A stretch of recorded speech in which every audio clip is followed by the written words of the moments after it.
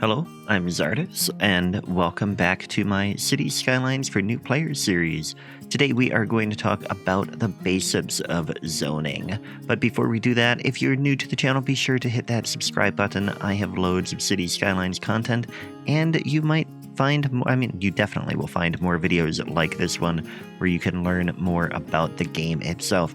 But anyway, let's jump into zoning. So there are 4 different types of zoning in general that you need to know about. There is residential, commercial, industry, and office.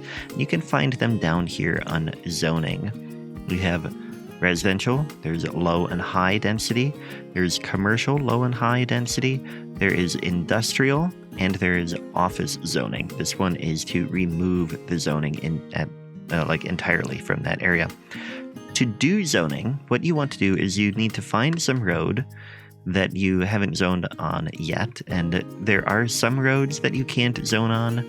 Most of them you can in the base game or in the DLCs, but there are some on the workshop that you can't. Also, highways you can't do any zoning on, but the zoning is in these squares.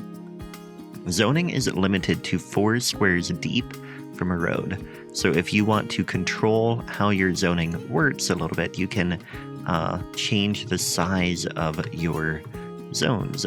So like over in here, I have 2 deep zoning, and then I put a footpath in between to limit that.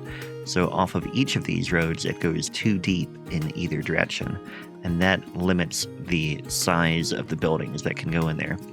But going back to how to do it, you can have, the low or high density zoning, and you just go and you click there, or if you want high, you go there. Again, commercial, high density, industry, and office. Those are the different types. Now, just so you understand, residential is people. Low density is not very many people in a house. So like here, there's 1 household per building. I think all of low density is, 2 households per building, and maybe the bigger ones can get up to 4. Yeah, here's a 4 households per building. But if you go over to a high density area, which we have in here, and click on residential here, there's 24 households in that size. So that is much more densely packed. Commercial is shops and things like that, like where goods are sold. And industry is where goods are made. You can see industry zoning over in here. So that is where things are made. So then the next thing to understand is office is just office takes industry jobs away and it provides educated jobs. So over here we have some office zoning in here, and that has highly educated people.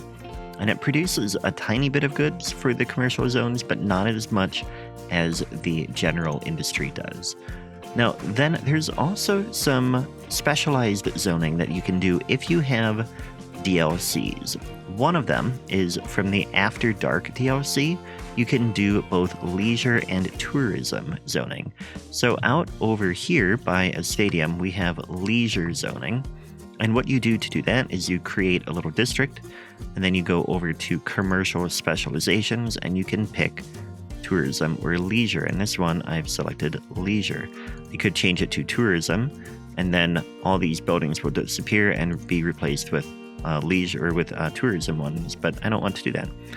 Then there is also from the Green Cities DLC, there is organic and local produce, and if you go to residential specializations, there is self-sufficient buildings, and that can make things look a little bit different in your zoning for your residential. I don't have any of that in this build itself yet, but I do have, there are also a couple of different content creator packs that you could get. One of which is the European Suburbia pack by Avanya, and that gets houses that look a little bit differently, like here. These are from that pack, and to do zoning for that, you create your district, and then you can change the theme of the district in here, or the style. And we'll talk more about themes and styles later on in another video. Other things you can do to impact the look of your zoning or some of your different areas that would, in effect, be a different zoning setup for your city would be different policies. You can get to those by going down to policies. Here, if you click on this in general, it is citywide policies. If you click on a district, it selects that district and it changes here to say these are the district policies for that specific district. Things that you can do include different taxation rates. You can change that to encourage the type of zoning in there. If you want to give the tax relief, it might increase the demand there a little bit for that type. Tax raise can increase the amount you earn there, but it might lower the demand for that type of zoning in that district. So keep in mind that. Then other ones that can be any type of zoning would be the high-rise ban, which prevents the buildings from reaching their highest level of zoning. Then there is ones that can be useful for different types of zoning. For example, for residential zoning, you might want to do high-tech housing, and that will change the homes a little bit. They might look a little bit different, and that can be one way to get a little bit more variety in your builds. In commercial, you can do, big business benefactor up here, which will give a perk for larger businesses, or small business enthusiast, which will be for small businesses. So really, that's low density commercial, and this one is high density. You can get boosts for either one of those if you apply that to a district. Then if you have the After Dark DLC, you can do NIMBY, which will lower the noise pollution created by your leisure district, or let go of leisure in taxation, and that eliminates any tax revenue, and it really boosts the impact of that leisure district. And then finally, your industrial zones have a few specific ones they can do too. Industrial space planning will double the amount of goods produced in those zoned buildings. Filter industrial waste, which is down here, reduces the amount of garbage produced, or pollution produced in that industrial area. And then Industry 4.0 increases the educational level for an industry. So if you have a highly educated populace, you can do this, and it kind of is like creating office area, but it will still produce goods as it is regular industry. It increases the output actually of goods, and it reduces the number of workspaces needed as well. So those are some basics about zoning. We will get into a little bit more detail about a few other things related to zoning in later videos. But for now, that should be all you really need to know to get started.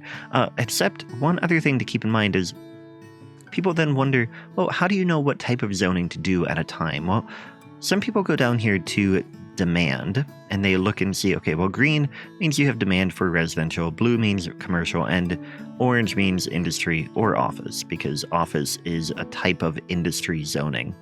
But this really just shows your availability. It balances the actual demand in the city against the supply of zoning that is there.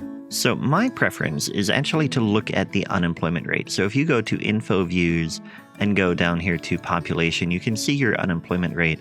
And I target 10% unemployment. If it is less than 10%, I add more people. If it is over 10%, I add more jobs. And so if you had a whole bunch of zoning available, you might have unemployment of 4%. And so you have the demand for residential. But if this is not showing anything, that just means that you have enough zoning right then to meet the demand that you have. It does not mean that you need to add more jobs, because you don't have the population to support that yet. What you want to do is use that unemployment rate to to really look to see what your city needs. And if it's up over 10%, then it makes sense to look at the demand to decide which you need, either commercial or industry. But don't use demand solely as your way of determining what type of zoning to add.